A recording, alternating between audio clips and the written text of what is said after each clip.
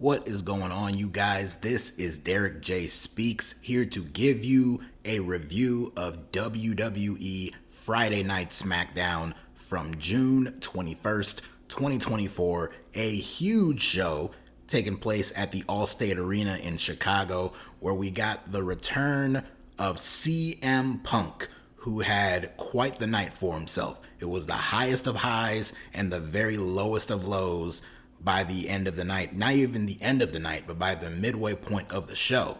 But Punk did open up the show, got a huge ovation from his hometown crowd, and he is riding off the high of screwing over Drew McIntyre in McIntyre's home country in Scotland this past weekend at Clash at the Castle. And Punk is out here. He is placating to the crowd. He is eating up, feeling off the energy here, cutting his promo, talking about how he is someone who would never embarrass Chicago the way that McIntyre embarrassed Glasgow, Scotland this past weekend. And as he is talking here and roasting Drew McIntyre, who this past Monday night on Raw quit WWE out of disgust over what happened with CM Punk at the pay-per-view, or PLE I should say. As CM Punk is out here talking, he is interrupted by Paul Heyman, his good friend, who comes out there looking both relieved and disheveled because of everything that he has been going through over the past few weeks, months really, with Solo Sikoa and the Bloodline. Heyman comes out, he asks for permission to get in the ring, and of course CM Punk allows him to. And once he gets in there, he and Punk have a beautiful hug that the fans popped huge for. And Heyman, who is very emotional, he's telling CM Punk that as he was riding into the building, he was riding to the arena, he's in the car with Solo and the Tongans, and they're saying over the radio that Chicago is Punk's town. It's Punk country, basically. And that pissed off Solo Sikoa, who wants every town to be his town. And of course, Chicago, they're saying fuck Solo Sikoa. They're chanting all this stuff that, shockingly, Fox did not bleep out. Of course, they did bleep out some curse words at the end of the show, but here they didn't bleep it out. But Heyman was asking Punk for a favor. He was asking to do a favor for CM Punk, and he was asking for Punk to give him a favor in return. So the favor he was going to do for CM Punk here is telling him that he needs to leave because Solo and the Tongans are on their way and they are going to take out Punk in Chicago. And of course, not too long after this, out comes Solo with Tama Tonga and Tongaloa. Solo is saying some stuff, threatening Punk, and the crowd is just booing the mess out of him. Punk asks Heyman about that favor. What will Punk's favor be for Heyman in return for Heyman's favor? And Heyman, very sheepishly, and probably the highlight of this entire segment, which was a very good segment overall, but the highlight of it was him telling Punk that the favor that Punk can give to him is to take him with him. Heyman told Punk to take me with you because he is trapped in the Bloodline under Solo and these vicious, savage Tongans. And Punk, he said that he acknowledged the fact that what he is looking at is not the Bloodline, but it is instead two fake-ass Usos and a wannabe cosplay tribal chief. And of course, this pissed off the Bloodline. They start getting into the ring, surrounding Punk. But then from behind, out of the crowd, comes Cody Rhodes with a couple of baseball bats for himself and Punk, and the heels back down, and Cody challenged Solo to a match in the main event where both men will leave their cornermen, of course the Tongans for Solo and Randy Orton and Kevin Owens, who had Cody's back at Clash at the Castle last weekend, leave them in the back, just the two of them one-on-one. So you already know that's not going to go down the way they're saying it, but that's how they set it up here. But that was the segment. It was very fun. The interaction with CM Punk and Paul Heyman was very heartwarming. The fans were really into it. They were basically into everything that happened on this show. from top to bottom, which made the show that much better. But this opening segment here, they were really into it, and they had a lot of fun booing the hell out of Solo and the Bloodline and all that. They popped huge for Cody, started singing the song and everything. Good stuff here. Backstage, Cody told Randy Orton and Kevin Owens that he doesn't want them to come out there. He has a plan. We never did figure out what Cody's plan was, and Randy Orton and Kevin Owens both ended up coming out in that main event. But we'll get to that in a little bit. Back to our hometown boy, CM Punk. Because this was not the last of CM Punk that we saw on this show. But it was the last of CM Punk happy and standing we saw on this show.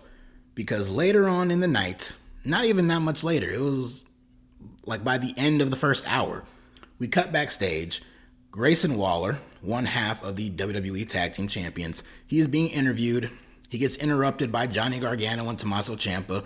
They're all arguing, and we hear a noise coming from the other side of this garage. They're doing this interview segment in front of a parking garage. There's security right there, and there's security all around the arena as a result of what happened this past Monday with the Wyatt 6 debut. And so commentary was pointing out, and even Paul Heyman in his promo pointed out the fact that security is all over the arena tonight due to what happened with the Wyatts on Raw.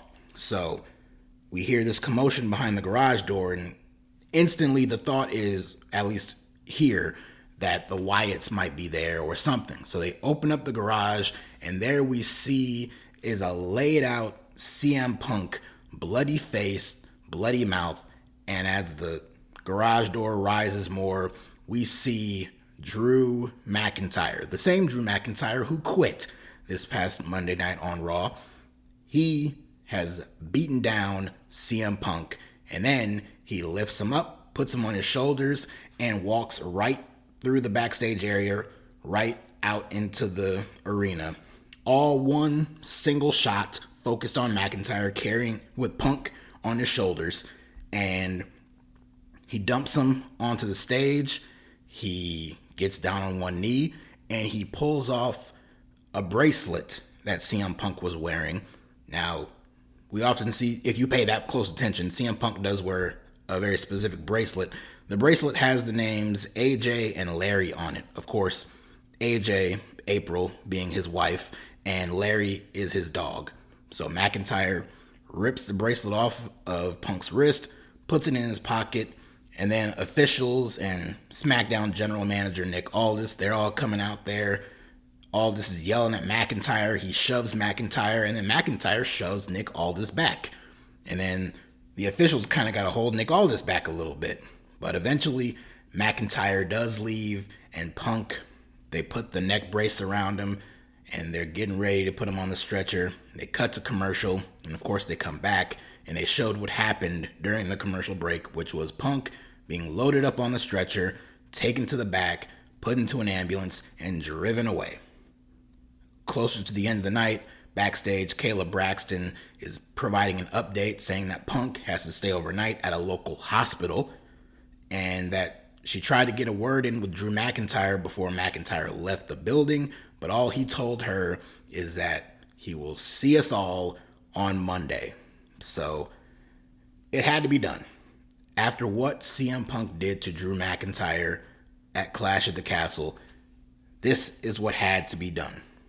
They announced that CM Punk would be on SmackDown. He would miss Raw and he would be on SmackDown in Chicago. Now, Punk hyped it up like he was going to come out with some big news in terms of his clearance and whether he's cleared to compete or not.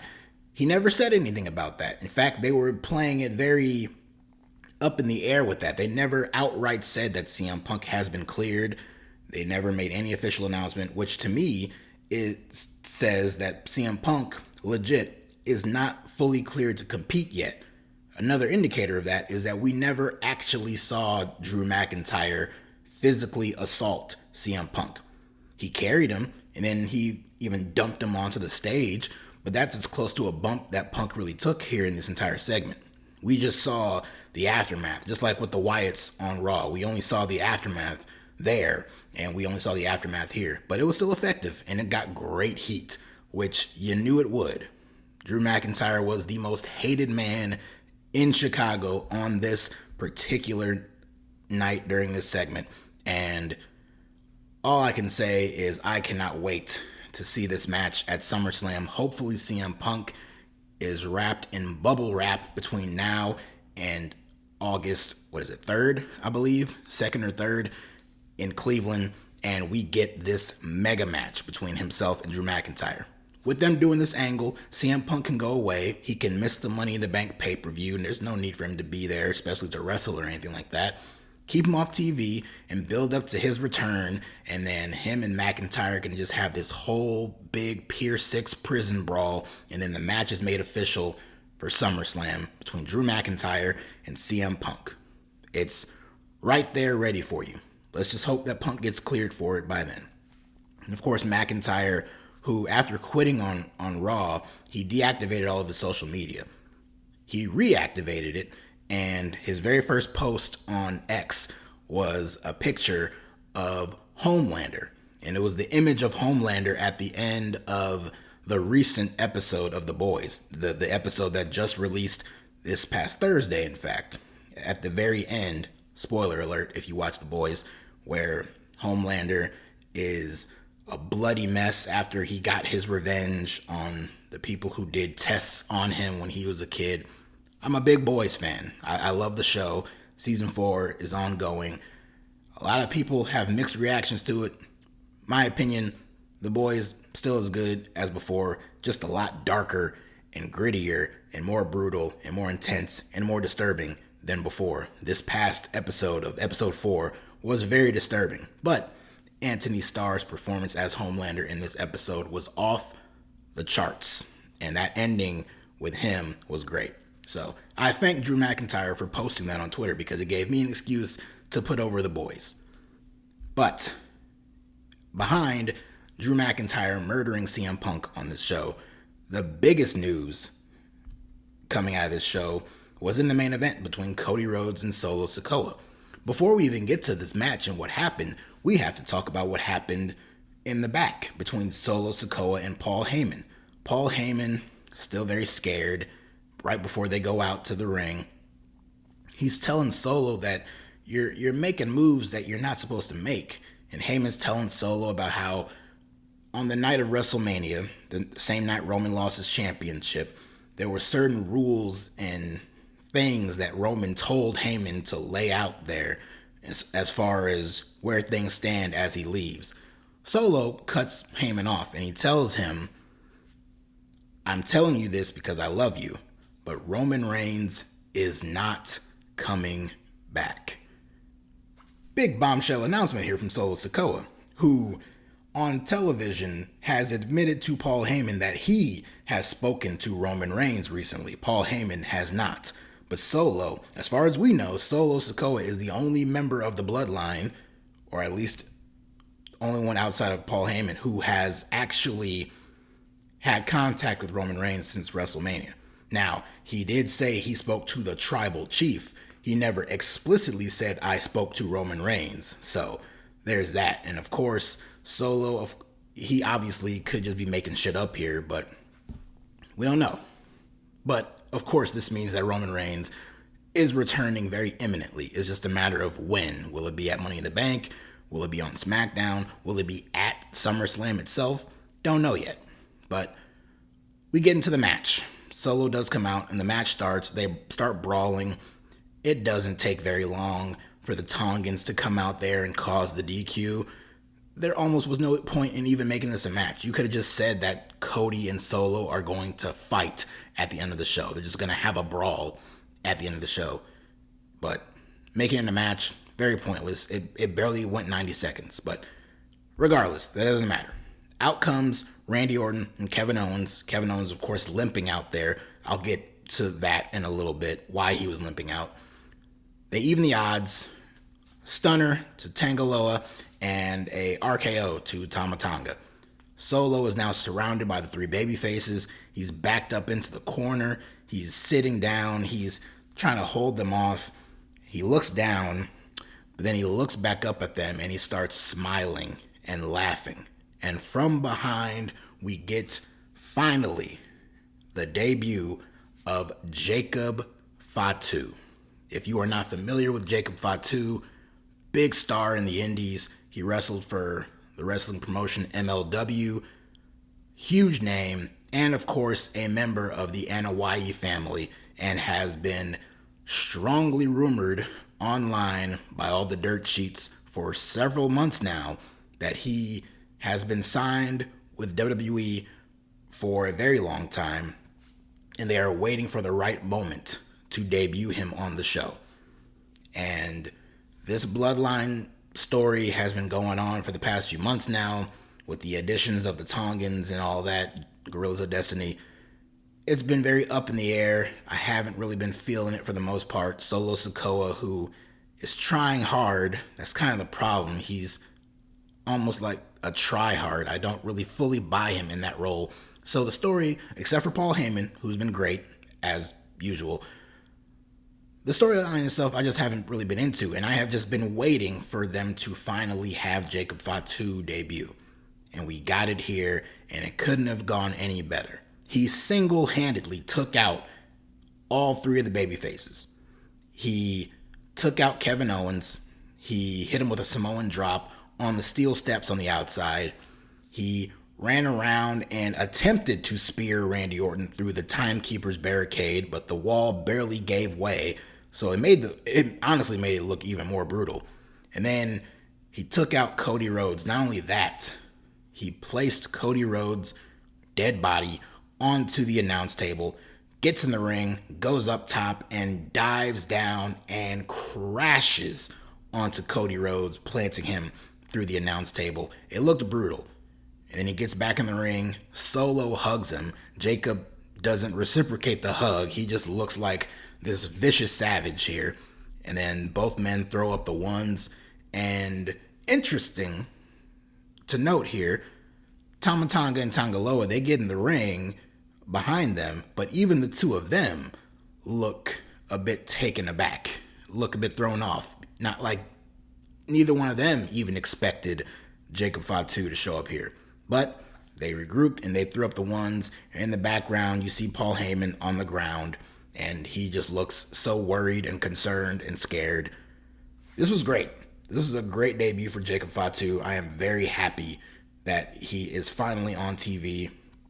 And there's been a lot of speculation among many fans who they knew Jacob Fatu would be debuting, but they just didn't know what alignment he'd be on. Will he debut to join Solo Sikoa's side, or would he be brought in to eventually be paired off with Roman Reigns on that side of this eventual Bloodline Civil War? We got the answer to the question. He is here, and he is pro Solo. And there were some reports going around that there is an internal fear that Jacob Fatu might overshadow Solo Sikoa. It's not hard to see why, because there's a lot of talk of aura for certain guys in wrestling. The aura that Jacob Fatu had on this show, taking out the three top baby faces on SmackDown the way he did, that aura is unmatched and awesome to see. And it is a certain aura that Solo Sikoa in these last few months as this mob boss, fake tribal chief, has not really had. So I can understand that feeling. So honestly, I look at Jacob Fatu as the real leader of this group, but I know they won't position him in that way. But still, this was a great debut. And where are we going from here? Dave Meltzer earlier today, on this particular day, reported that some of the matches being planned for SummerSlam, McIntyre and CM Punk, pending Punk's clearance, LA Knight and Logan Paul, which is obvious. But he also said the planned match for SummerSlam is Cody Rhodes versus Solo Sikoa. Now, I personally have no interest in seeing that match at SummerSlam. Honestly, if we're being completely honest, I have no interest in that match at all. If anything, Cody Rhodes versus Jacob Fatu is far more interesting to me, but I understand why they wouldn't want to do that right now. But Cody and Solo in any kind of championship match, period, has no interest to me. But at the very least, I figured that's a match you do at Money in the Bank. And you do it there, and then you put Cody in a bigger championship match at SummerSlam, and you even have Solo wrestle Roman Reigns at SummerSlam. But it looks like, if we're to believe Meltzer, who has been very hot and cold this year, that might not be the case. So the question is, what's going to be at Money in the Bank? I figured it'd be either Cody and Solo in a championship match or a 6-man tag. But now that we have Jacob Fatu in the picture, could the babyfaces look for a 4th man to even out the odds and maybe get an 8-man tag? I'm not sure. I still am in favor of doing Cody and Solo at Money in the Bank, and then having Cody win, and then have the Bloodline threaten to attack Paul Heyman, who is already on thin ice with Solo Sikoa as is. And that's when you have Roman Reigns return and come face to face with Solo, and that sets up a match at SummerSlam between Solo Sikoa and Roman Reigns. That's what I would like to see. Will they actually do it? I have no idea. But what they did on this show involving CM Punk and his interactions with Paul Heyman, brilliant. The stuff with him and Drew McIntyre killing him in Chicago the way he did, brilliant. And the ending with Jacob Fatu's debut was fantastic. Now, as for everything else on the show, we also got some pretty fun stuff. We had 3 really fun triple threat matches. Each of them were qualifiers for Money in the Bank. We had one with the women between Bianca Belair, Chelsea Green, and Michin. I'm looking at this lineup here and I'm like, okay, y'all might as well just give Bianca the win now. It's very obvious. It's painfully obvious. But much to my surprise and delight, we had Bianca lay out Michin with the KOD, and then Chelsea Green comes in, dumps out Bianca, covers Michin, and gets the win. Chelsea Green is going to Money in the Bank. Now, they protected Bianca, they didn't pin her, but I was pleasantly surprised by this. I thought this was a very cool move here, and Bianca looked pissed. There was a backstage segment before the match with her and Jade Cargill, who were backstage. Jade said that she was going to talk to Nick Aldis about the 2 of them getting a rematch for the tag team titles. But Bianca was talking about how she is focused on her qualifying match tonight. Jade Cargill has a qualifying match of her own on SmackDown next week. And I imagine that she too will not qualify. She's in the ring with Candice LeRae and Tiffany Stratton. It's got to be a Tiffany Stratton win because I got Tiffany going all the way to win the entire thing. So I imagine she's there to pin Candice, and it might be a similar situation where Jade has the match won and then Tiffany sneaks in and gets the win herself. So, like what they did here on the show with the women. We also had Randy Orton, Tama Tonga, and Carmelo Hayes. Solo Sikoa gave the orders to Paul Heyman to tell both Tongans to make sure neither Randy Orton or Kevin Owens qualify for Money in the Bank. And mission accomplished. In this match, Tangaloa came out, and then this brought out Kevin Owens. The 2 of them brawled. This was enough to distract Randy Orton, who ended up getting rolled up and pinned by Carmelo Hayes. And Carmelo Hayes is headed to Money in the Bank. And then a similar thing happened in the other one with Andrade, Grayson Waller, and Kevin Owens. As Owens was making his way out, he got attacked by the Gorillas of Destiny. They targeted his knee.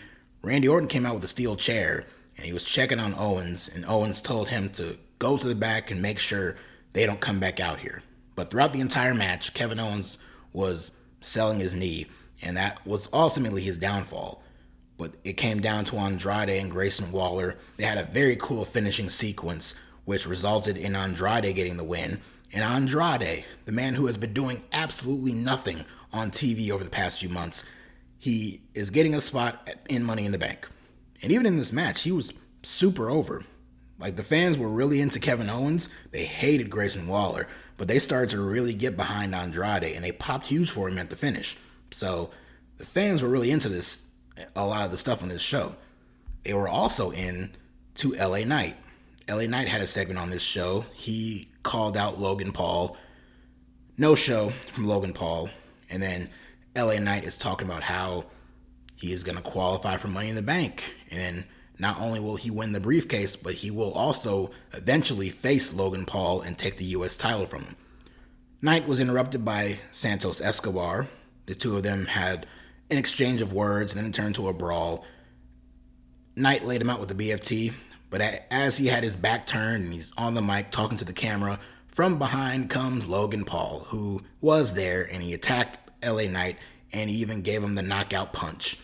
And this is all setting up a triple threat qualifying match on SmackDown next week in Madison Square Garden, where it'll be Logan Paul, LA Knight, and Santos Escobar. Now, similar to what they did with Randy and Kevin on this show, you could have Logan and Knight cancel each other out and give the win to Santos Escobar, but I don't think it's going to go that way. Meltzer also reported that Knight and Paul is going to happen at SummerSlam and not at Money in the Bank. I think he might be right on that one. I couldn't see that being the case because I'm predicting that LA Knight will qualify for Money in the Bank, and he will do so by pinning Logan Paul to win the triple threat match. And I think this will set up a few things. One, it does get LA Knight in the Money in the Bank ladder match, but it also gives him a pinfall victory over Logan Paul. Now, come Money in the Bank, LA Knight's in there, he's about to win, and out comes Logan Paul to screw him over. For all the shit talking and everything that he's been doing, he screws over LA Knight.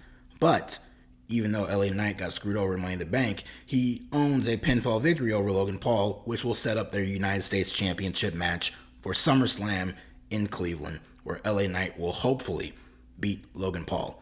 If they don't do Logan Paul and LA Knight in a match at Money in the Bank first, where I would expect LA Knight to lose and then get the win in the rematch at SummerSlam. If they're not going to do that, which I'm predicting they won't, then that means in their first matchup for the U.S. title at SummerSlam, I could see that being the case, and LA Knight gets the win and wins the U.S. title from Logan Paul. So that's how I see that going down. And top to bottom, man, this was a damn good show. A damn good episode of SmackDown, following a very good episode of Raw, where we had that awesome ending with the Wyatt Six. Loved that. Even this week's Dynamite, despite receiving one of its lowest ratings of all time, a record low, I thought that was a very good show too. It's a damn shame that it got such a low rating, but the three main shows, if you want to throw NXT in there with the Joe Hendry cameo in the Battle Royal, that's 4 really good shows this week. But the 3 main ones that I personally watch, all 3 were great. So that made for a great week of television, wrestling television that is for me. And I'm very curious to see where all these pieces are placed as we head into Money in the Bank, and even more so as we head into SummerSlam. I see a big SummerSlam card, and it does not involve Cody Rhodes and Solo Sikoa on that show. But if it did, there's still a bunch of other matches that can really beef up that card too, specifically with Drew McIntyre and CM Punk, which is the hottest thing going in the company right now. So good effort by WWE this week, especially with SmackDown on this show. And if you like what you heard and saw from me in this review, thank you so much for tuning in. Hit that like button, subscribe, and follow me on X/Twitter at DerekJ Speaks. Until next time, take care, you guys.